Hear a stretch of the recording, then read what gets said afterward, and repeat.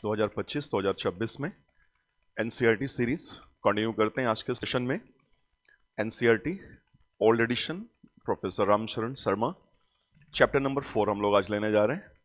और ये chapter number 4 है भारत का भौगोलिक विभाजन के हम लोग टॉपिक ले रहे हैं। भारत का भौगोलिक विभाजन या ज्योग्राफिकल सेटिंग्स ऑफ इंडिया। और पढ़ते वक्त ये ध्यान रखिएगा कि ज्योग्राफी नहीं पढ़ रहे ना, ज्योग्राफिकल सेटिंग्स या ज्योग्राफिकल डिवीजन ऑफ इंडिया पढ़ते वक्त आपको इस चीज का ध्यान रखना है कि ज्योग्राफिकल एरियाज ने, भौगोलिक क्षेत्रों ने किस प्रकार भारत के इतिहास को प्रभावित किया है या भारत के इतिहास को एक मोड़ दिया है। तो मुद्दा यहां पर ज्योग्राफी नहीं है ना, मतलब हम फिजिकल ज्योग्राफी नहीं पढ़ने जा रहे हैं, क्या ना, physical geography of India, Bharat का भौगोलिक क्षेत्र, ये नहीं पढ़ने जा रहे हैं। हम ये पढ़ने जा रहे हैं कि geographical physical geography of India या ज्योग्राफिकल सेटिंग्स ऑफ इंडिया किस प्रकार ये भारतीय इतिहास की दशा और दिशा को तय करते हैं। मतलब ये कि हम कोरिलेट करने जा रहे हैं, हम इसमें एक संबंध स्थापित करने जा रहे हैं कि भारत का जो भौगोलिक विभाजन है उसने किस प्रकार भारतीय इतिहास की दशा और दिशा को तय किया है और कई वक्त में बेहद निर्णायक मोड़ दिया है, जहां से कि भारत का पूरा इतिहास ही बदल जाता है। ठीक है, तो हम ये चैप्टर ले रहे हैं, chapter number 4 NCERT Ramcharan Sharma, Bharat का भौगोलिक विभाजन। देखिए, भारत का भौगोलिक विभाजन हम कई क्षेत्रों में विभाजित कर सकते हैं भारत को भौगोलिक रूप से, परंतु मुख्य रूप से हम 4 भागों में विभाजित कर रहे हैं। ठीक है, और ये सेशन आज का छोटा रहेगा क्योंकि ये छोटा चैप्टर है एनसीईआरटी का।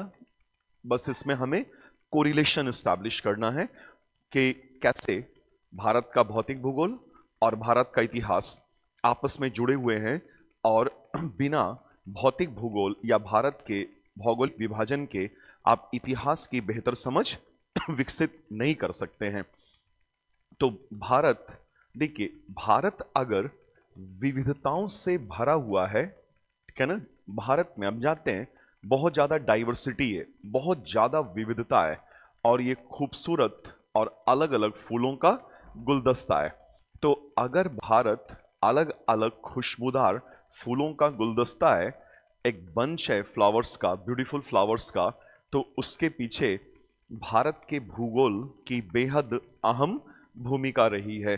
तो हम भारत को, जो कि विविधताओं से भरा हुआ है, और इससे मुख्य रूप से 4 हिस्सों में विभाजित करते हैं। ठीक है, पहला विभाजन हम लेते हैं, पहला भाग हिमालय क्षेत्र। उत्तर में हिमालयी क्षेत्र और हिमालयी क्षेत्र के नीचे उत्तर भारत का विशाल एवं उर्वर मैदान, और इतना उर्वर के संसाधनों से भरा हुआ, और जो भी लोग भारत के बाहर से आए उत्तर के इस विशाल हरे भरे और उपजाऊ मैदान में, फिर वो दोबारा वापस नहीं गए और यहीं हमेशा हमेशा के लिए सेटल कर गए। ठीक है, तीसरा दक्कन का पठार, डेक्कन प्लेटो, दक्कन का पठार, और चौथा तटीय क्षेत्र। तो भौतिक विभाजन भारत का बड़े हिस्से में अगर हम करें तो 4 हिस्सों में कर रहे हैं। हिमालय का क्षेत्र, उत्तर भारत का मैदान, दक्कन का पठार और तटीय कोस्टल एरियाज या तटीय क्षेत्र। हम इस पे भी ले सकते हैं, मैप पे भी, ये हिमालय क्षेत्र, हिमालय क्षेत्र, ठीक है, और ये उत्तर भारत का मैदान दक्कन का पठार और ये तटीय तटीय क्षेत्र। तो ये चार मोटा मोटी भौगोलिक क्षेत्र हैं। और जरा ये सोचिए मजेदार कि अगर हिमालय प्रहरी ना होता, अगर ये प्रहरी ना होता तो जानते हैं कितनी ठंडी हवाएं आती और एकदम चिल्ड ठंडी -40 -50 वाली हवाएं बहती साइबेरिया से आती। और अगर ये हिमालय ना होता तो ये जो उत्तर भारत का मैदान है ना, ये ठंड से कांप जाता, हड्डियां कांप जाती, रूह कांप जाता। और ये मोटे मोटे कपड़े झालर वाले पहन के हम लोग घूम रहे होते इस वक्त। ऐसे ना रहते, या मैं ऐसे टी शर्ट पहन करके आपको ना पढ़ा रहा होता और ये आप अपने घर में या लाइब्रेरी में या कहीं और बैठ करके ये क्लास ऐसे आराम से अटेंड ना कर रहे होते। कई लेयर्स, इनर्स और जैकेट्स की लादे होते। अगर हिमालय ना होता तो ये ऐसा कुछ होता। और ये इतना ठंडा प्रदेश होता ना, एकदम चिल्ड होता। गंगा यमुना का दोआब या रिवर गंगा वैली ये पूरा चिल्ड होता। और ये जो तरह तरह की फसलें, फूल, वनस्पतियां, दाल भात सब खा रहे हैं ना, इतना डाइवर्सिटी, आपको एग्रीकल्चरल डाइवर्सिटी नहीं होता। ठीक है। तो यह आप, और इससे अलावा अगर आप और निचले स्तर पे जाएं और विभाजन करें तो हम हिमालय में भी के ट्रांस हिमालयाज और हिमालयाज ले लेते हैं। Northern plain, Indian desert, central highland, Deccan plateau, eastern ghat, western ghat, पूर्वी घाट, पश्चिमी घाट और नॉर्थ ईस्ट इंडिया। तो ये और ज्यादा आप विभाजन कर सकते हैं। लेकिन यहां जब भी हम ये पढ़ते हैं तो फिर से एक बात का ध्यान रखिएगा कि इसको पढ़ते वक्त आपको भूगोल नहीं पढ़ना है, ज्योग्राफी नहीं पढ़ना है। ज्योग्राफिकल सेटिंग्स को हिस्ट्री से कोरिलेट करना है। इस सेशन में हम यही करने जा रहे हैं। हम भारत का भौतिक भूगोल नहीं पढ़ने जा रहे हैं। भौतिक भूगोल की थोड़ी बहुत जानकारी हमें आवश्यक होगी भारतीय इतिहास को, इसकी दशा दिशा, इसकी धारा को समझने के लिए। ठीक है।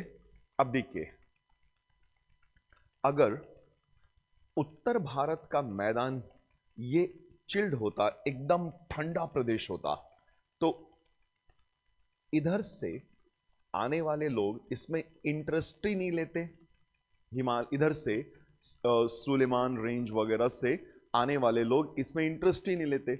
आप याद करिए ना, बाबर, मिडिवल इंडिया में बाबर आता है एक इन्वेडर के तौर पे। और बाबर की आत्मकथा है ना, तुजुके बाबरी। और बाबर ने अपनी आत्मकथा तुजुके बाबरी चगताई तुर्की भाषा में, उसका मदर टंग था, मातृभाषा थी, चगताई तुर्की भाषा में लिखता है। और बाबर सेंट्रल एशिया का निवासी था, उज्बेकिस्तान। ठीक है ना, इस तरफ चले जाइएगा सेंट्रल एशिया पर, उज्बेकिस्तान। तो बाबर उज्बेकिस्तान का मूल निवासी है, लेकिन वो आता है पहले अफगानिस्तान, काबुल की तरफ आता है। ठीक है ना।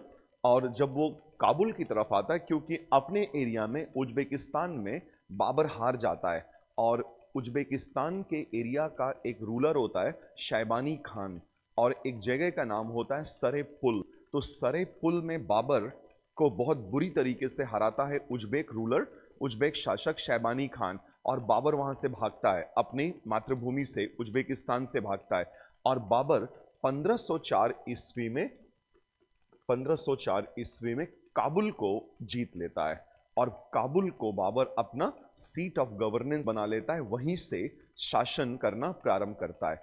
बाबर ने अपनी आत्मकथा तुजुके बाबरी में ये बात मेंशन किया है, ये बात उसने लिखा है कि मुझे काबुल की गरीबी नहीं चाहिए, मुझे काबुल की गरीबी नहीं चाहिए, मुझे हिंदुस्तान का हरा भरा प्रदेश चाहिए, हिंदुस्तान का हरा भरा प्रदेश। तो जब बाबर ये कह रहा है कि उसे हिंदुस्तान का हरा भरा प्रदेश चाहिए, तो बाबर जिस चीज को अपने दिमाग में रखे हुए है हिंदुस्तान, वो मूल रूप से लाहौर, बाबर के हिसाब से लाहौर से इलाहाबाद तक का बेहद उपजाऊ क्षेत्र है।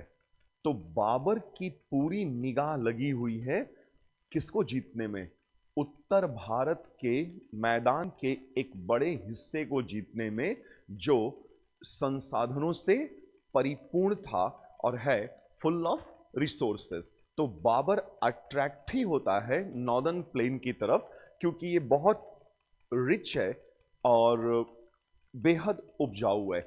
और अगर ये हिमालय ना होता तो साइबेरिया से आने वाली हवाएं यहाँ गर्म क्षेत्र, hot and humid climatic condition ना बनाती, और इतनी फसलें और ये तरह तरह के दाल भात ये सारी चीजें ना होती, ना इतना उपजाऊपन होता, ना बाबर इधर आकर्षित होता।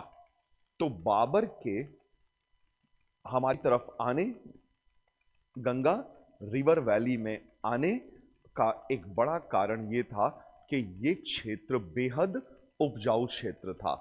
ठीक है,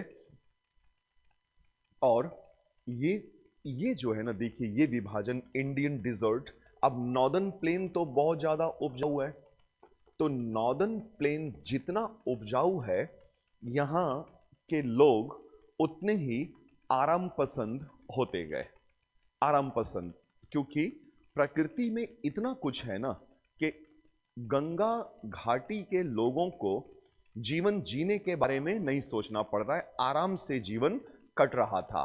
तो जीवन को लेकर के ना, संसाधनों को लेकर के संघर्ष की स्थिति देखने को नहीं मिल रही थी। जबकि आप वहीं देखिए इंडियन डिजर्ट की तरफ, यहां पे कम संसाधन है, कम संसाधन।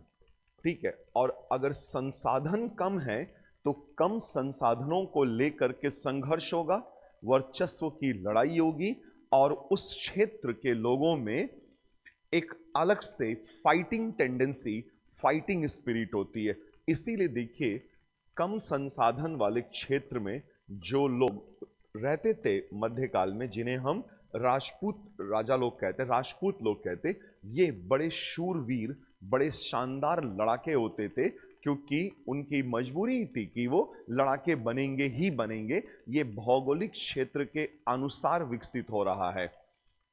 और अब देखिए अफगानिस्तान की तरफ, फिर अफगानियों में भी बड़ा फाइटिंग स्पिरिट होता है, संघर्ष करने की बड़ी क्षमता होती है, लड़ने भिड़ने की बड़ी क्षमता होती है, क्योंकि कम संसाधन है। तो भौतिक क्षेत्र के अनुसार कम या अधिक संसाधन वहां के लोगों की सोच, वहां के लोगों की जिजीविषा और संघर्ष करने की क्षमता को प्रभावित करता है। ठीक है, इसी तरह से दक्कन का पठार और नदियां। ठीक है, तो हम समझ रहे हैं ना कि भौतिक विभाजन भारत का इतिहास की दशा और दिशा को तय करने में बेहद महत्वपूर्ण भूमिका निभा रहा है। ठीक है, अब हम आते हैं जलवायु और वर्षा पे। ठीक है, क्लाइमेटिक कंडीशन और रेनफॉल। और हमने ये देखा भौतिक विभाजन के आधार पर कि भारत की जलवायु कई प्रकार की है ना, भिन्न भिन्न प्रकार की जलवायु है। और यहां हमें देखिए, हम ट्रॉपिक में भी हैं और हम टेम्परेट भी हैं। ज्यादातर हिस्सा हमारा ट्रॉपिक में है, उष्ण कटिबंध में है, और कुछ हिस्सा भारत भूमि का शीत उष्ण कटिबंध में, शीतोष्ण कटिबंध में, ट्रॉपिक एंड टेम्परेट जोन में पड़ता है।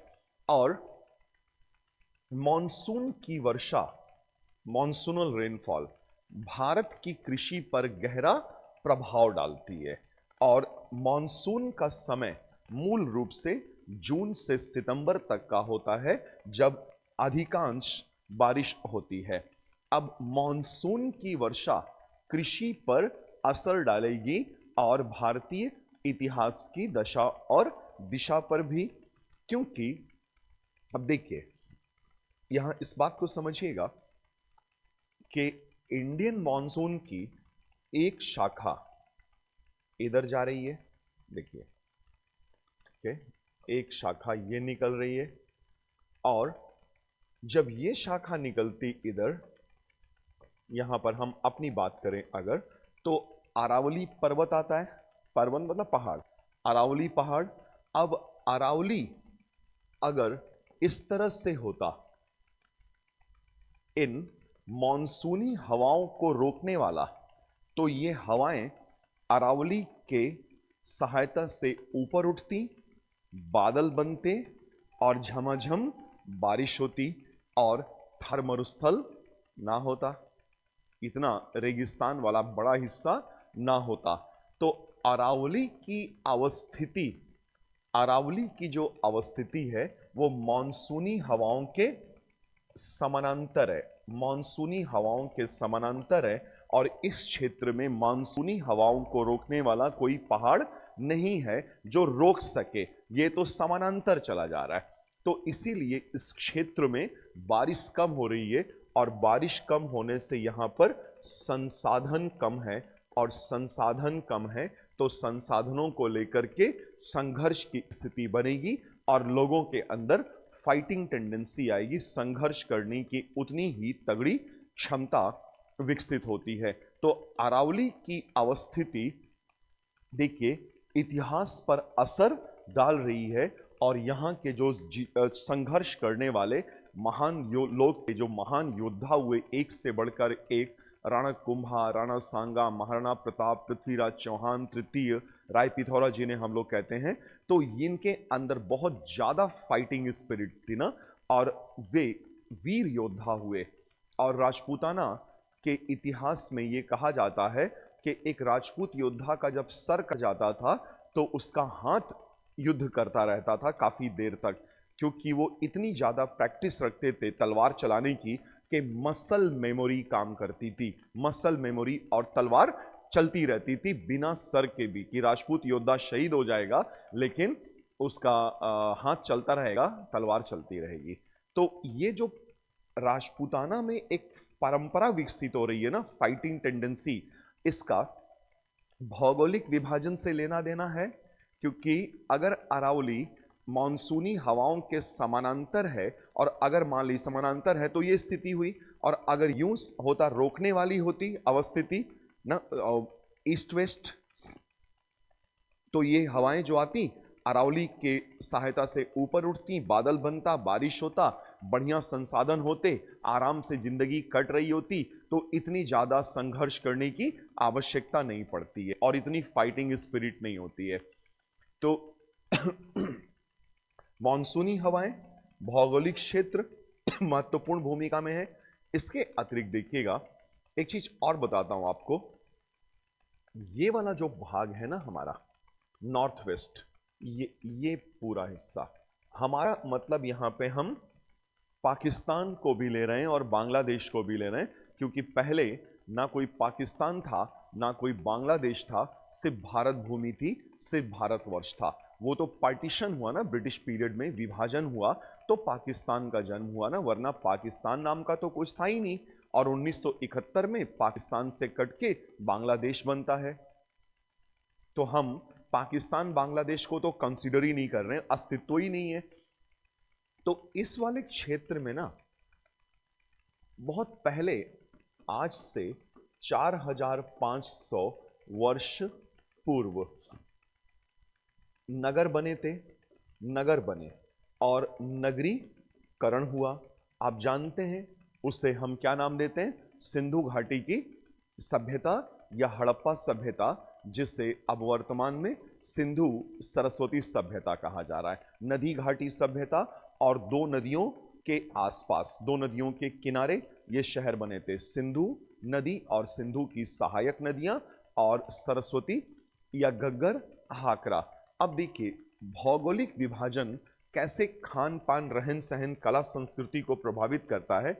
इस क्षेत्र में आने वाली हवाएं जो भूमध्य भूमध्य सागर से आती हैं, Mediterranean climate, Mediterranean climatic condition, तो भूमध्य सागर से आने वाली हवाएं जो नमी लेकर आती हैं वो यहां तक आते आते कम पड़ जाती हैं, उनकी नमी कम हो जाती है और यहां से जो इंडियन मॉनसून वाली हवाएं जा रही हैं यहां पर भी नमी खत्म होने लगती है। तो इस क्षेत्र तक आते आते हवाओं में नमी की मात्रा कम हो जाती है और ये बारिश तो होती है लेकिन इतनी बारिश नहीं होगी कि चावल की खेती की जा सके, धान की खेती बड़ी मात्रा में की जा सके। इसीलिए देखिए इस क्षेत्र को ना तो भूमध्य सागर से ज्यादा पानी मिल पाता है और ना ही भारतीय मॉनसूनी हवाओं से अधिक पानी मिल पाता है। इसीलिए ये वाला क्षेत्र बन के रह जाता है अर्ध शुष्क, semi arid zone, semi arid zone या अर्ध शुष्क क्षेत्र। और अर्ध शुष्क क्षेत्र में धान नहीं होगा तो क्या होगा? धान नहीं होगा, ज्वार बाजरा गेहूं वगैरह होगा, धान नहीं होगा। तो इसीलिए देखिए आपको सिंधु घाटी सभ्यता आईवीसी, सिंधु घाटी सभ्यता में धान की खेती के साक्ष्य दुर्लभ हैं। ऐसा नहीं है कि एकदम ही नहीं है, लोथल और एक आध अन्य स्थलों से, नगरों से चावल धान के एविडेंस मिल रहे हैं, हमें अवशेष मिलते हैं जिससे यह सिद्ध होता है कि सिंधु घाटी सभ्यता के लोग जो थे वो धान की खेती करते थे लेकिन बहुत सीमित पैमाने पर और मुख्य रूप से वो गेहूं और मोटे अनाज उगाते थे। इसीलिए पंजाब हरियाणा की तरफ का जो मुख्य आहार है वो गेहूं है, ना कि चावल है। और वहां पे कुछ भी खाते हैं ना तो वो बोलते हैं रोटी शोटी खा ले। तो रोटी शोटी बोलने का मतलब ही होता है कि वहां मुख्य रूप से गेहूं की खेती हो रही है और गेहूं की खेती मूल रूप से जाड़े में होती है, जाड़े में होती है ना। धान होता है गर्मियों में, जाड़े में। और इसलिए सिंधु घाटी सभ्यता में देखिए, इसलिए जाड़े में इस क्षेत्र में जाड़े में खेती होती थी गेहूं की, आज भी होती है क्योंकि इधर की तरफ वेस्टर्न डिस्टर्बेंसेस है, पश्चिमी विक्षोभ, वेस्टर्न डिस्टर्बेंसेस। और वेस्टर्न डिस्टर्बेंसेस से वो जो तूफानी बारिश होती है ना, वो थोड़ा बहुत यहां पे तूफानी बारिश मिलता है जाड़ों में। तो जो जाड़ों में तूफानी बारिश मिलता है ना, उन्हीं तूफानी बारिश के पानी में बढ़िया गेहूं होता है। तो गेहूं होने का मूल कारण, इस क्षेत्र के लोगों को गेहूं पसंद होने का मूल कारण ही यही है कि ये भौगोलिक विभाजन इस तरह का है कि इधर वाले क्षेत्र में ज्यादा चावल होगा ही नहीं, बहुत कम चावल होगा और इस लिहाज से चावल इनका मुख्य आहार नहीं होगा। ठीक है। और दूसरी तरफ हम आते हैं इस क्षेत्र से हटते हुए इधर गंगा रिवर सिस्टम में और ये यमुना जी। तो गंगा और यमुना के बीच की भूमि, ये हो गया गंगा यमुना दोआब, इसको बोलते हैं ना, गंगा यमुना दोआब।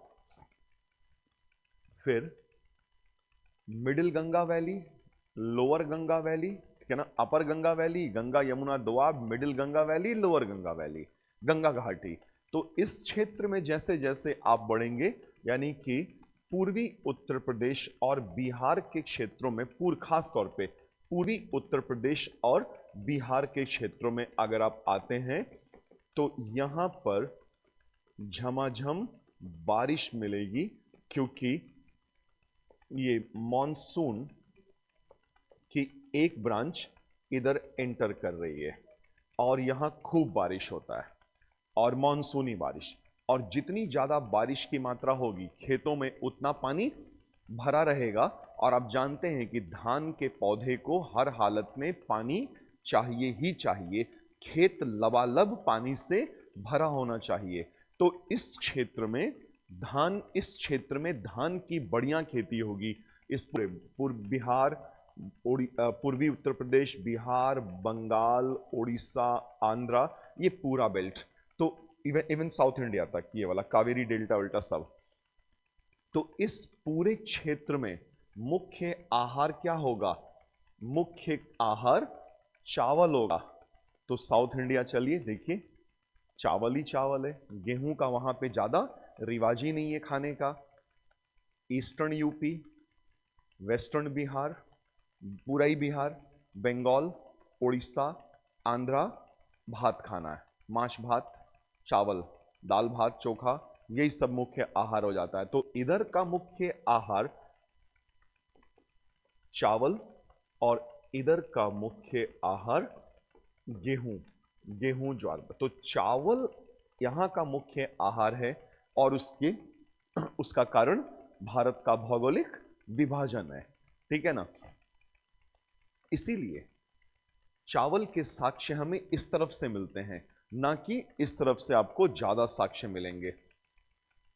तो मॉनसून की वर्षा भारत की कृषि पर गहरा प्रभाव डालती है और मॉनसून का समय जून से सितंबर तक का होता है, जब अधिकांश बारिश होती है। और ये क्षेत्र देखिए कितना महत्वपूर्ण है, इसको देखिए जरा जरा अगर हम इतिहास से जोड़ेंगे तो देखिए कैसे इतिहास की दशा और दिशा तय हो रही है। प्रारंभिक, अगर हम लोग प्रारंभिक आर्यों की बात करें, प्रारंभिक आर्य, तो प्रारंभिक आर्यजन ये भारत के उत्तर उत्तर पश्चिमी, है ना, भारत के उत्तर पश्चिमी भाग में है, जिसे नाम दिया ऋग्वेद में सप्त सैंधव प्रदेश, क्या ना, सप्त सैंधव प्रदेश। और इधर प्रारंभिक आर्यजन, और ये बाद में प्रारंभिक आर्यजन ये है तकरीबन 3500 साल पहले की बात, जब प्रारंभिक आर्यजन सप्त सैंधव प्रदेश में है। और फिर इनके हाथ लगता है लोहा, और ये लोहे का प्रयोग प्रारंभ करते हैं लगभग 3000 साल पहले लोहे का प्रयोग प्रारंभ करते हैं। और जैसे ही लोहे का प्रयोग प्रारंभ होता है तो ये शिफ्ट करते हैं दूसरी तरफ, यहां से ये शिफ्ट करेंगे अब गंगा घाटी की ओर, गंगा घाटी की ओर आएंगे। अब जैसे ही आर्य सप्त सैंधव प्रदेश से आर्यावर्त की तरफ आएंगे, गंगा आर्यावर्त की तरफ आएंगे, तो यहां पर देखिए बेहद उपजाऊ जमीन, ठीक है, उपजाऊ, बेहद उपजाऊ भूमि, यूपी बिहार की बेहद उपजाऊ भूमि है, ठीक है। दूसरा, उपजाऊ भूमि के अलावा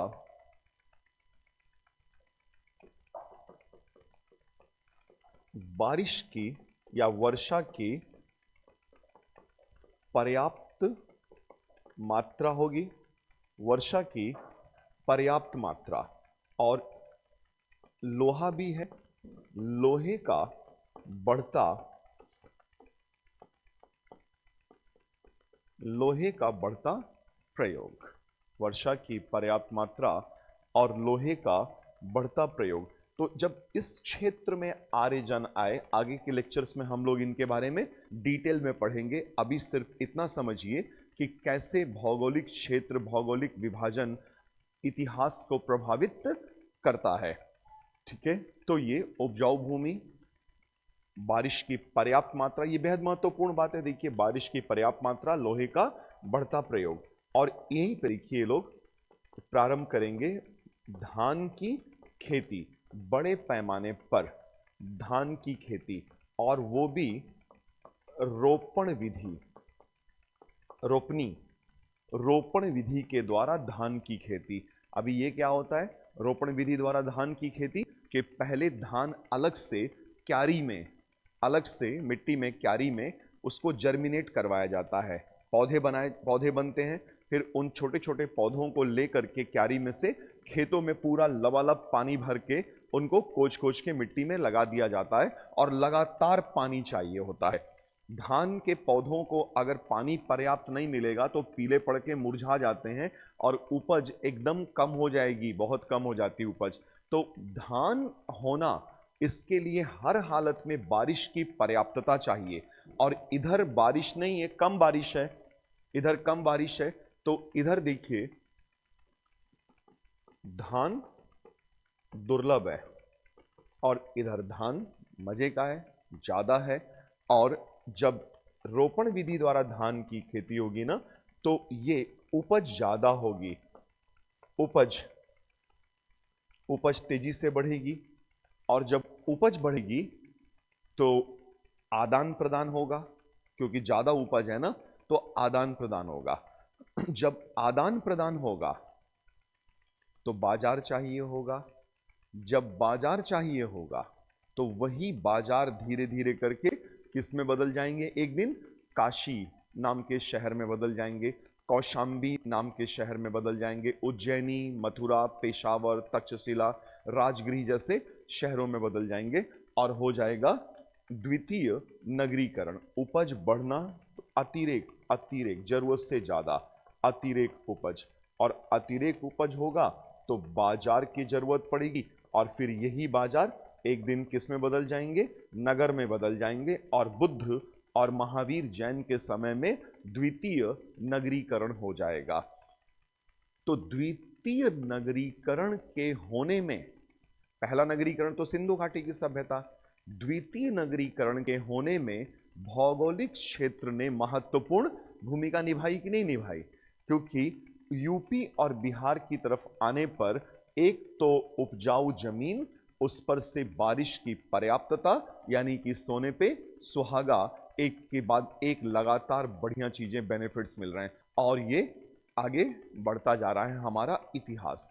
तो द्वितीय नगरीकरण का मुख्य कारण उपजाऊ जमीन और वर्षा की, मानसून वर्षा की पर्याप्तता रही है। ठीक है,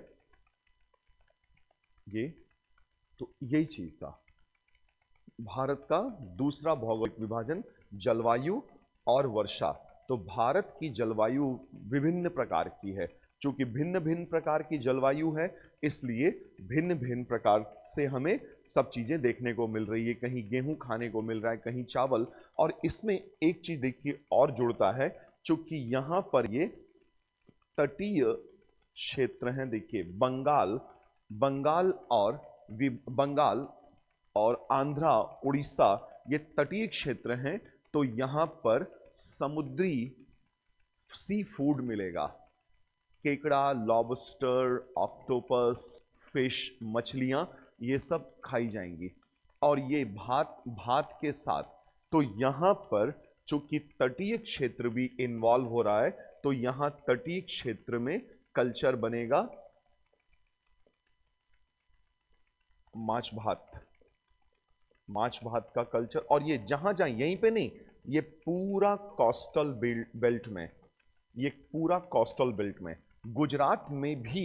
लेकिन गुजरात में चूंकि देखिए जैन धर्म का ज्यादा प्रभाव रहा, तो गुजरात में आपको ज्यादातर लोग वेजिटेरियन मिलेंगे, नॉन वेजिटेरियन खाने वाले लोग गुजरात में कम ही मिलेंगे। गुजरात और राजस्थान में कम मिलते हैं, क्योंकि यहां जैन धर्म का अच्छा खासा प्रभाव पड़ा था और जैन धर्म के प्रभाव के कारण नॉन वेजिटेरियन खाने की टेंडेंसी कम हुई। अदरवाइज यहां पर भी वैसे ही होती जैसे कि बंगाल की तरफ है। और अभी अगर आपने न्यूज़ पढ़ा होगा तो बांग्लादेश की सरकार इस बात के लिए तैयार हो गई है कि वो कई 100 टन हिल्सा मछली बंगाल को एक्सपोर्ट करेगी। बांग्लादेश की सरकार 3500 टन के आसपास हिल्सा मछली एक्सपोर्ट, निर्यात करने वाली है, ताकि हिल्सा मछली बंगाल के लोगों को उपलब्ध हो सके, क्योंकि बंगाल के लोगों को हिल्सा मछली बहुत पसंद है। और हिल्सा मछली बंगाल के लोगों की संस्कृति का एक बेहद अहम हिस्सा है। और इस पे तो एक बार द हिंदू न्यूज़पेपर में हिल्सा मछली से रिलेटेड संस्कृति कल्चर पे पूरा पेज आया था और मैंने उसको पढ़ा था, देखा था कि हिल्सा मछली के बिना बांग्ला संस्कृति अधूरी है। और शादी ब्याह में अगर हिल्सा मछली ना बने तो दावत पे जिनको आप बुलाएंगे वो बुरा मान जाते हैं कि बताओ दावत पे बुलाया और हिल्सा नहीं बनवाया, हिल्सा मछली नहीं बनी। तो हिल्सा मछली बंगाल की संस्कृति का अभिन्न अंग है, या यूं कह लीजिए हिल्सा मछली ही अपने आप में संस्कृति है। और वो भी सोचिए दुर्गा पूजा के समय, तो अब यूपी और बिहार के लोगों को लगेगा कि बताओ यूपी, खास तौर पे यूपी, एमपी, राजस्थान, बिहार वाले बेल्ट में लगे, बताओ दुर्गा पूजा के समय भी कोई हिल्सा खाता है भला? लेकिन ये हमें और आपको लग रहा है, बांग्ला लोगों को नहीं लग रहा है, क्योंकि बांग्ला लोगों की संस्कृति का अभिन्न अंग है हिल्सा। वहां वो सामाजिक रूप से प्रतिबंधित नहीं है, वहां नॉन वेजिटेरियन या हिल्सा मछली वगैरह, फिश और ये समुद्री खाद्य पदार्थ खाना ये सामान्य बात है और हमेशा से रहा है। यहां तक कि आप देखेंगे कि तमिल ब्राह्मण लोग जो होते थे, पहले की मैं बात कर रहा हूं हिस्ट्री में, तमिल ब्राह्मण लोग वो मीट भी खाते थे। तो यूपी और बिहार के ब्राह्मण को मीट खाना अजीब लग सकता है, लेकिन तमिल ब्राह्मण संगम काल से 2200-2100 साल पहले संगम काल के तमिल ब्राह्मण वो मीट खाते थे और लीकर वाइन पीते थे। ये बहुत आम बात थी, इसमें कोई अनोखी या अजीबोगरीब बात नहीं थी, ठीक है ना। तो खान पान, रहन सहन, कपड़ा लत्ता, हमारी संस्कृति, ये सब हमारे भौगोलिक विभाजन, भौगोलिक क्षेत्र पर निर्भर करते हैं। जैसे दक्षिण भारत में मुंडू पहनना, वो लुंगी, सफेद वाली लुंगी पहनना, ये वहां के भौगोलिक दशा के हिसाब से है ना, क्योंकि दक्षिण भारत में वर्ष के ज्यादातर समय चिपचिपा मौसम होता है, हॉट एंड ह्यूमिड, चिपचिपा मौसम होता है, गर्म भी होता है और चिपचिपा भी होता है, ह्यूमिडिटी बहुत ज्यादा, नमी हवा में बहुत ज्यादा होती है, तो स्वेटिंग बहुत होता है, पसीना और चिपचिपापन बहुत होता है। तो ढीले ढाले वस्त्र पहने जाने का रिवाज बन जाएगा साउथ इंडिया में। और देखिए साउथ इंडिया में इसीलिए लोग कपड़े ढीले ढाले पहनते हैं, चुस्त और मोटे कपड़े पहनने जाने का वहां रिवाज नहीं है, ठीक है। तो ये डिपेंड करता है, हमारी संस्कृति मूल रूप से हमारे भौगोलिक दशाओं पर, मूल रूप से 100% ना सही लेकिन अधिकांश मामलों में भौगोलिक दशाओं पर निर्भर करती है, ठीक है ना, कोई भी कहीं पर भी। अब देखिए जैसे इस्लाम का उदय सऊदी अरेबिया में हुआ, सऊदी अरेबिया में जो मानव रहे तो उनके पास खाने के लिए कुछ भी नहीं था, जहां तक नजर जा रही है दूर दूर तक बालू ही बालू, बालू ही बालू, बालू ही बालू है, कुछ है ही नहीं खाने के नाम पे। तो वहां पे मनुष्य पशुपालन करने लगा, भेड़ बकरियां ऊंट पालने लगे, ठीक है। अरब के कबीले के लोग, उनको बद्दू बोलते थे, बिडविंस, वो जानवर पालते और उन्हीं में से बीच बीच में एक दो जानवर काट के खा जाते। तो अरब के लोग मांस भक्षी हो जाएंगे ना, मांसाहार अरब के लोगों में आएगा। और यहां मुद्दा इस्लाम नहीं है, यहां मुद्दा भूगोल है, भौगोलिक क्षेत्र है। अरब के लोग इसलिए मांस खा रहे हैं क्योंकि उनके पास खाने के लिए कुछ था ही नहीं। जिन्होंने हरियाली का ह भी ना देखा हो वो वही खाएंगे जो वहां पे उपलब्ध होगा, मांस खाएंगे। और चूंकि इस्लाम वही इस्लाम का उदय हुआ तो वहां के ज्यादातर लोग मुसलमान बन गए, और जो मुसलमान बने लेकिन उनके संस्कृति में, उनके परंपराओं में मीट खाना रहा हमेशा से। अब भले ही हम इंडिया से अरब वालों को गोभी और साग वाग भेज दें, हरी हरी पत्तेदार सब्जियां भेज दें, लेकिन अब वो उनकी संस्कृति में समा गया है मीट खाना, वो बिना मीट खाए नहीं रहेंगे, वो हैबिट में आ जाता है और वो संस्कृति का हिस्सा बन जाता है। तो दावत वगैरह अगर कोई आपको बुला रहा है दावत पे, अरब में आदमी, और वो आपको मीट ऑफर नहीं करेगा तो लोग बुरा मान जाते हैं कि बताओ दावत में बुला करके घास फूस खिला के भेज दिया, मीट नहीं खिलाया।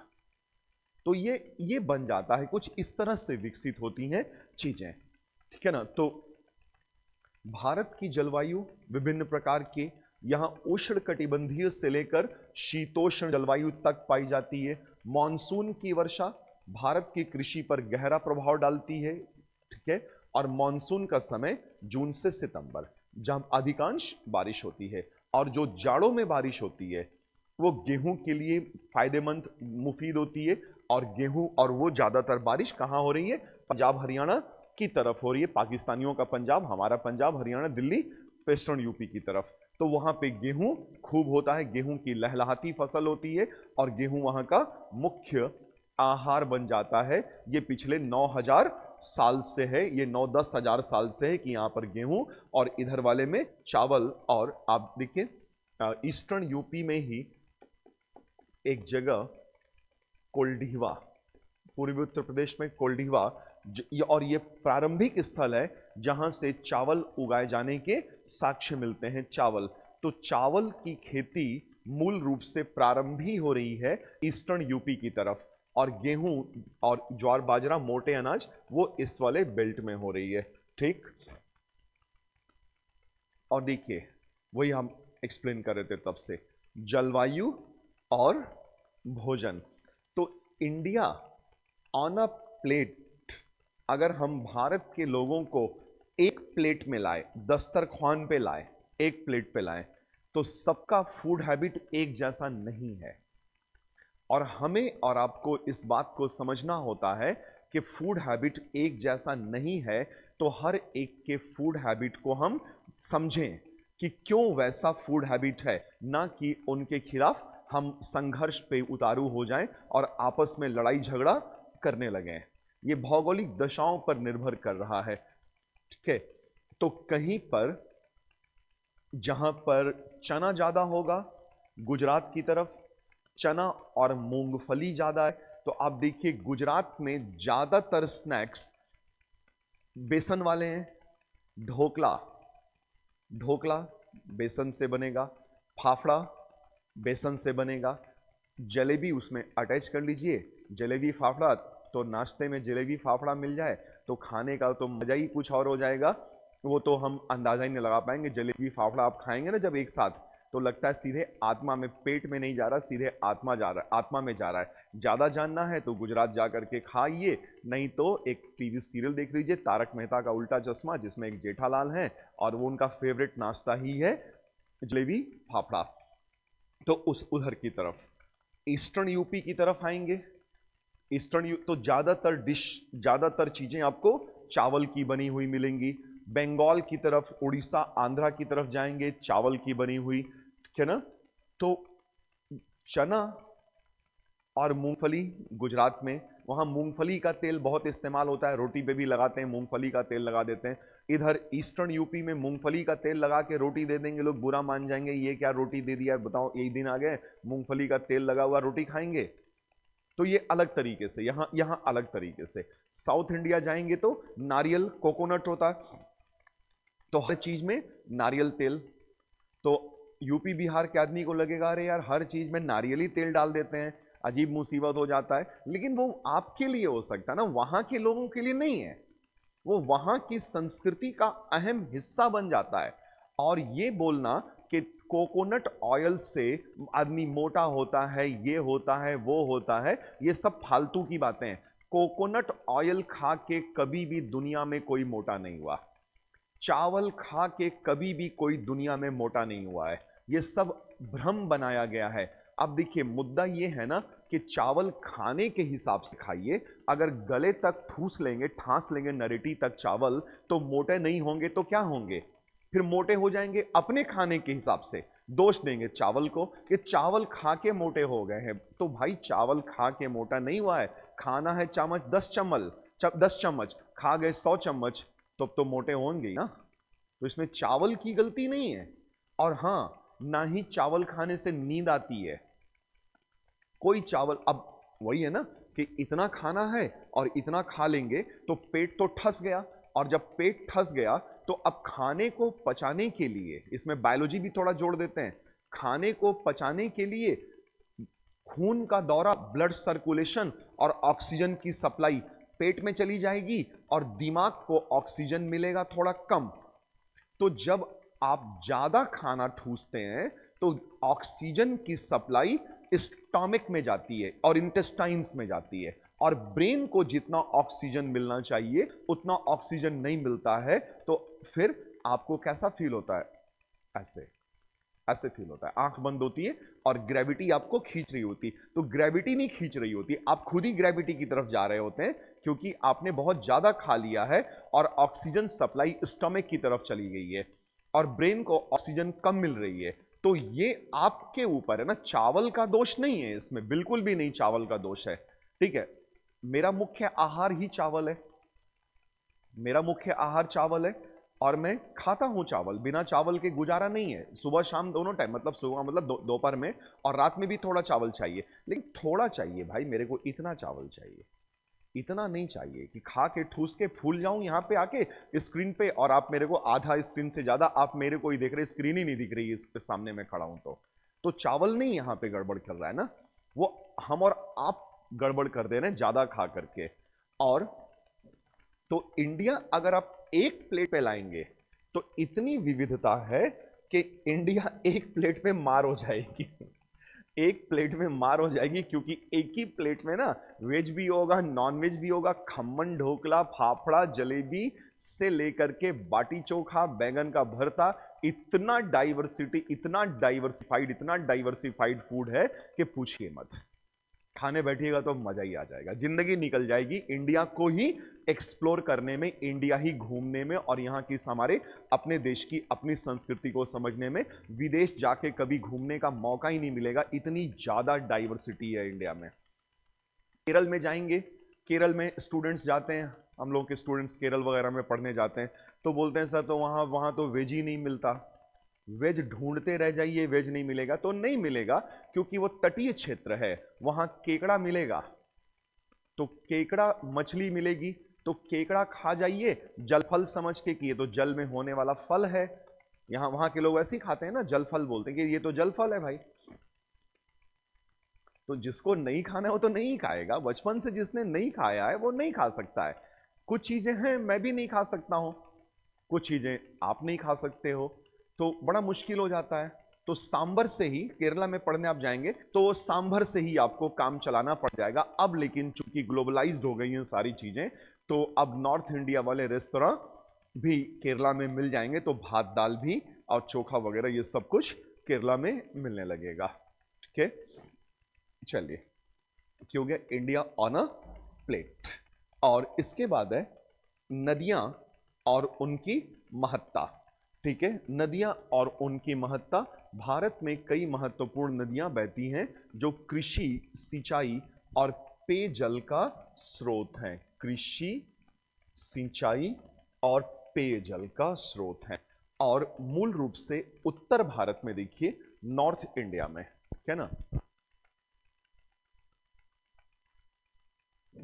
नॉर्थ इंडिया में अगर आप देखेंगे तो नॉर्थ इंडिया में दो तीन नदी तंत्र हैं, गंगा नदी तंत्र, सिंधु नदी तंत्र और ब्रह्मपुत्रा। नॉर्थ ईस्ट की तरफ ब्रह्मपुत्रा, ये महत्वपूर्ण नदियां हैं। जबकि दक्षिण में और दक्खन में गोदावरी, कृष्णा, कावेरी।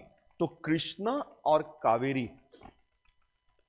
ये देखिए, कृष्णा और कावेरी, ये बेहद उपजाऊ, बेहद उपजाऊ क्षेत्र।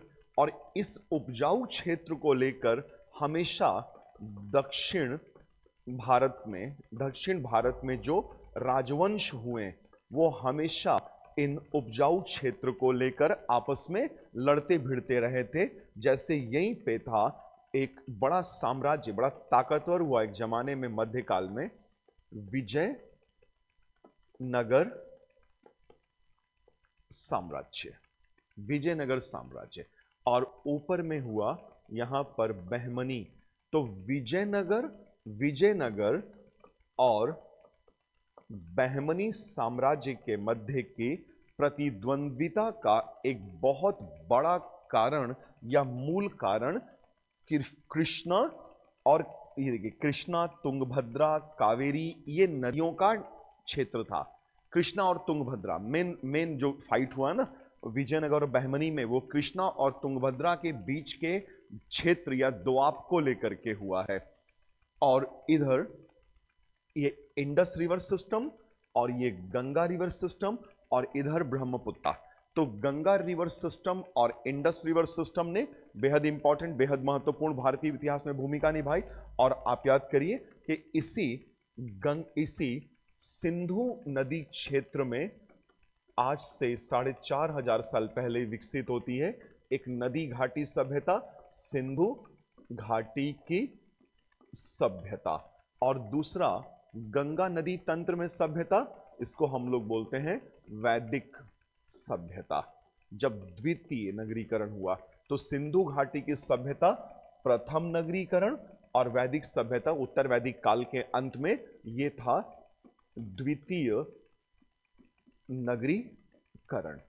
तो नगरीकरण में या नगरीकरण के होने में महत्वपूर्ण भूमिका निभाई किसने? नदियों ने या नदी तंत्र ने प्रमुख भूमिका निभाई। ठीक है। और यहां पे देखिए लिखा हुआ है कि नदियों के किनारे ही प्राचीन सभ्यताओं का विकास हुआ, जैसे कि सिंधु घाटी की सभ्यता या द्वितीय नगरी, आगे चल के द्वितीय नगरीकरण या वैदिक सभ्यता। ठीक है। और उस समय 4,500-5,000 साल पहले जितनी भी सभ्यताएं दुनिया के अलग अलग क्षेत्रों में विकसित हुई, जैसे सिंधु घाटी की सभ्यता या फिर मिस्र, नाइल रिवर में नील नदी घाटी, मिस्र की सभ्यता, सिंधु घाटी की सभ्यता या वांगो रिवर, तो कोई भी सभ्यताएं प्राचीन काल में जो विकसित हो रही है ना, वो नदी घाटी में ही विकसित हो रही है, रिवर वैली में ही हो रही हैं। कि जैसे ये है हमारा प्रथम नगरीकरण। अगर हम इसको ले लें कि ये एक शहर है मोहेंजोदाड़ो, तो ये नदी सिंधु नदी है। और सिंधु नदी के किनारे ये आज से 4,500 वर्ष पूर्व ये हमारा प्रथम नगरीकरण विकसित होता है सिंधु नदी तंत्र में। और जो द्वितीय नगरीकरण हमारा विकसित होता है, ये विकसित हुआ है गंगा घाटी में, गंगा नदी तंत्र में काशी जैसे शहर बने द्वितीय नगरीकरण के समय। तो नदी तंत्रों ने भारत के इतिहास को एक नया मोड़ दिया, नया आयाम दिया, और नगरीकरण इन्हीं के गोद में हुआ। और ना जाने कितने लोग भारत के बाहर से आए जिनको इन नदियों ने अपने गोद में ले लिया। ठीक है। बहुत सारे लोग आए ना बाहर से, 2200 साल पहले यूनानी लोग आए, फिर उनके बाद शक पहलव लोग आए, शका पार्थियंस आए, कुशाण्स आए, हुणाज आए, फिर तुर्की लोग, अफगानी लोग आए, मुगल्स आए। तो इनके बारे में एक लाइन है, ऐ आबे रूदे गंगा, गंगा जी का पानी, ऐ आबे रूदे गंगा, वो दिन है याद तुझको, उतरा तेरे किनारे जब कारवां हमारा। उतरा तेरे किनारे जब कारवां हमारा, मतलब कारवां, बाहर से आए हुए लोगों का कारवां गंगा जी के किनारे उतरा और गंगा जी ने उन्हें अपने गोद से लगा लिया कि आओ, अच्छा ठीक है, तुम लोग भी मेरे गोद में बस जाओ, यहीं बस जाओ, और हम तुम्हें जीने खाने भर का या उससे बहुत ज्यादा ही देंगे। तो ऐ आबे रूदे गंगा, वो दिन है याद तुझको, उतरा तेरे किनारे जब कारवां हमारा। ठीक है। इसके अतिरिक्त संसाधनों की विविधता, क्योंकि भौगोलिक विभाजन बहुत अधिक है तो पाए जाने वाले संसाधन भी काफी अधिक हैं। ठीक है ना। तो संसाधनों की विविधता है, तो भारत के विभिन्न हिस्सों में प्राकृतिक संसाधनों की भी विविधता पाई जाती है। जाहिर सी बात है, हिमालय से लेकर दक्षिण तक और उत्तर पूर्व से लेकर गुजरात राजस्थान तक अलग अलग क्षेत्र हैं, भौगोलिक रूप से भिन्न हैं। तो भिन्न भिन्न भौगोलिक क्षेत्र में पाए जाने वाले संसाधन, लोहा, कोयला, ठीक है ना, ये सब इस तरीके के संसाधन अलग अलग होंगे। तो हिमालय क्षेत्रों में वन और खनिज संपदा उपलब्ध है, वन बहुत है। तो आप कश्मीर चलेंगे, कश्मीर के कभी घूमने चलेंगे तो कश्मीर के रिमोट एरियाज में आप जाएंगे तो वहां दिखेंगे ज्यादातर मकान लकड़ी के बने। अब जहां वन नहीं है वहां पर ज्यादातर मकान कच्ची ईंटों के या पत्थर के या आग में पकाई हुई ईंटों के बनेंगे। तो ये डिपेंड करेगा। और दक्कन का पठार जब पे आएंगे, यहां पे खनिज संसाधन भरपूर हैं। तटीय क्षेत्रों में जब आप जाएंगे तो समुद्री संसाधन और व्यापारिक गतिविधियां, समुद्री मोती बनाया जाएगा, मोतियों का उत्पादन। और प्राचीन काल से भारत मोतियों के उत्पादन के लिए प्रसिद्ध रहा। और दक्षिण भारत में जब संगम काल था ना, 2300-2200 साल पहले, चोल, चेर, पांड्य राजवंश हुआ करते थे। तो इन लोगों का सीधा संबंध प्राचीन रोम के साम्राज्य के साथ था और यहां से रोम वालों को सप्लाई दी जाती थी, यहां से रोम के लिए भेजे जाते थे मोती, मोतियां, नकली मोती नहीं, सॉरी, असली मोती, मोती भेजे जाते थे और मसाले, मोती, मसाले एवं अन्य पदार्थ। और इसी तरह से देखिए तटीय क्षेत्रों में समुद्री संसाधन और व्यापारिक गतिविधियां। तो ये डिपेंड करता है कि कौन से क्षेत्र में हम हैं भारत के और वहां पे कौन कौन से संसाधन हैं। इसके अलावा देखिए भौगोलिक स्थिति का ऐतिहासिक प्रभाव, ऐतिहासिक प्रभाव, भौगोलिक स्थिति और ऐतिहासिक प्रभाव पड़ेगा ही पड़ेगा। यही तो हमारा टॉपिक है, जोड़ना दोनों चीजों को, कि भारत की भौगोलिक स्थिति ने यहां की संस्कृति, सभ्यता और राजनीतिक इतिहास पर गहरा प्रभाव, गहरा असर डाला है। ठीक है, हिमालय की पर्वतमाला ने उत्तर से आने वाले आक्रमणों को कठिन बना दिया। तो मतलब इधर से अटैक नहीं हो सकता था भारत पर, बेहद दुष्कर, लगभग असंभव है। तो इस तरफ से हिमालय ने न केवल हमें ठंडी हवाओं, साइबेरिया की ठंडी हवाओं से बचाया और गंगा घाटी के मैदानों को गर्म रखा, बल्कि आक्रमणकारियों से भी भारत भूमि को सुरक्षित रखा। लेकिन जो ये वाला क्षेत्र है ना, अफगानिस्तान, पाकिस्तान, भारत, यहां पे जो पहाड़ियां हैं ये उतनी दुर्गम नहीं है जितनी कि हिमालय की पहाड़ियां या हिमालय पर्वत है। और यहां पे दर्रे पास, पहाड़ों में पास होते दर्रे, और उन दर्रों से हो करके भारत पर कई बार आक्रमण किया गया और कई राजवंश बिगड़े और बने। तो हिमालय की पर्वतमाला ने उत्तर से आने वाले आक्रमणों को कठिन बना दिया, जबकि उत्तर पश्चिमी दर्रों, ठीक है ना, ने विदेशी आक्रमणकारियों के लिए एक रास्ता खोल दिया। इधर से उत्तर पश्चिम, इधर से दर्रे, पहाड़ियों में दर्रे, जैसे एक दो दर्रों का नाम बता सकते हैं ना हम लोग आराम से, भूगोल में तो आप लोग ढेर सारा पढ़ते हैं, लेकिन इस क्षेत्र में 3 दर्रे ऐसे हुए जहां से लगातार प्राचीन, मध्यकालीन और आधुनिक भारत में लगातार भारत पे आक्रमण किए गए, हमले किए गए। कौन कौन से? खैबर दर्रा, खैबर दर्रा, बोलन दर्रा और गोमल दर्रा। तो खैबर,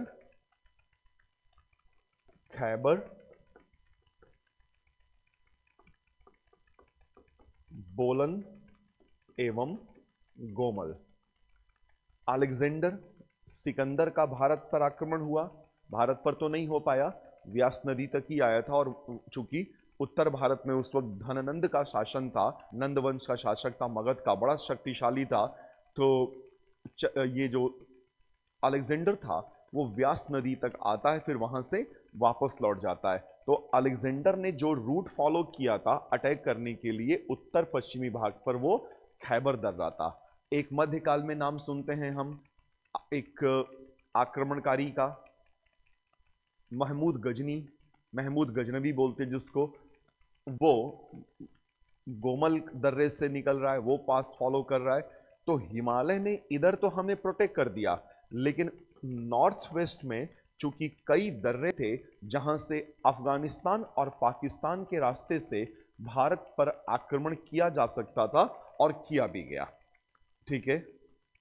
और इधर तटीय क्षेत्रों ने समुद्री व्यापार को प्रोत्साहित किया और जिससे दक्षिण भारत में प्राचीन काल से ही व्यापारिक और सांस्कृतिक आदान प्रदान संभव हुआ। व्यापारिक और सांस्कृतिक आदान प्रदान संभव हो पाया। और न केवल ये व्यापारिक और सांस्कृतिक आदान प्रदान संभव हुआ, बल्कि ये सुदूर क्षेत्रों तक हो पाया। जैसे मैंने कहा ना, रोम तक हुआ। और दक्षिण भारत में एक जगह अरिका मेडू, पौंडीचेरी, अरिका मेडू, तो अरिका मेडू के उत्खनन से हमें रोम की वस्तुएं और रोम सम्राटों के ऑगस्टस वगैरह के सिक्के भी प्राप्त हुए हैं।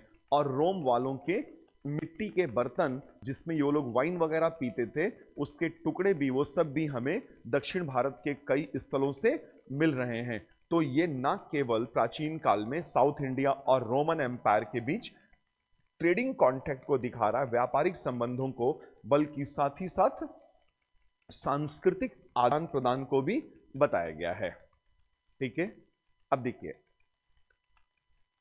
ये मैप है खास तौर पे उस समय का जब भारत में महाजनपद हुआ करते थे।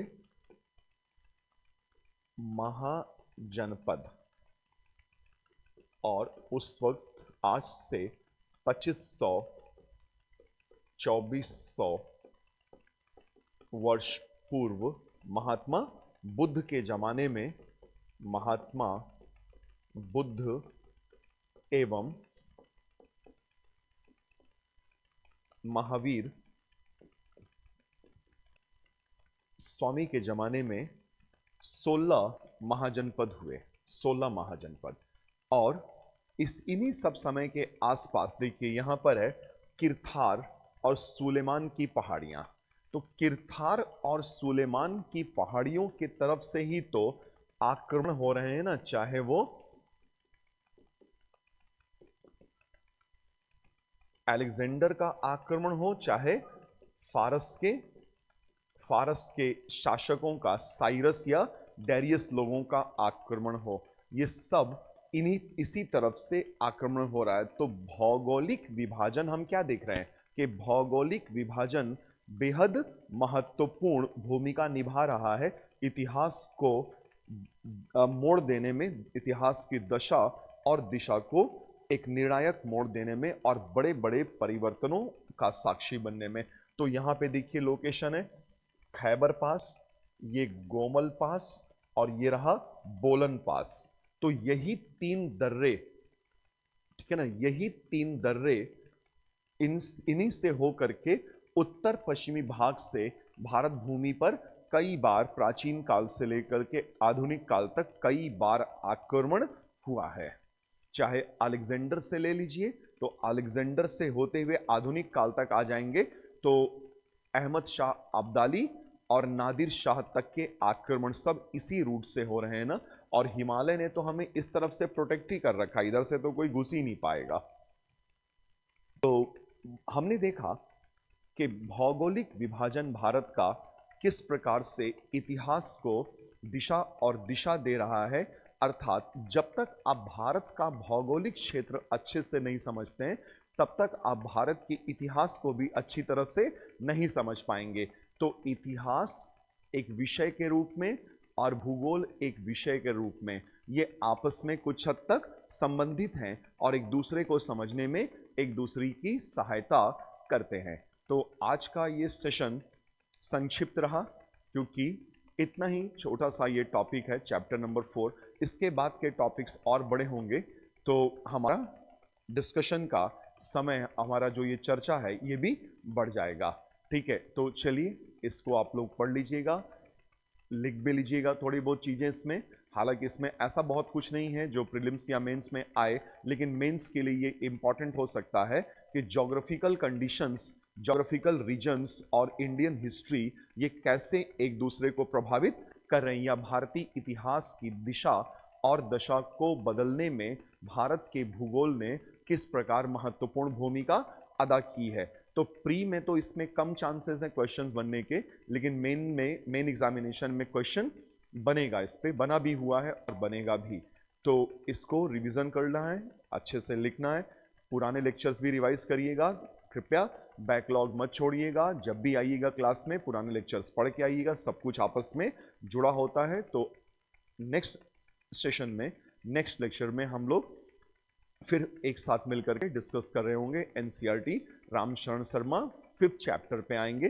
तब तक के लिए आप लोग अपना ख्याल रखिएगा। Thank you so much, thanks for attending this session.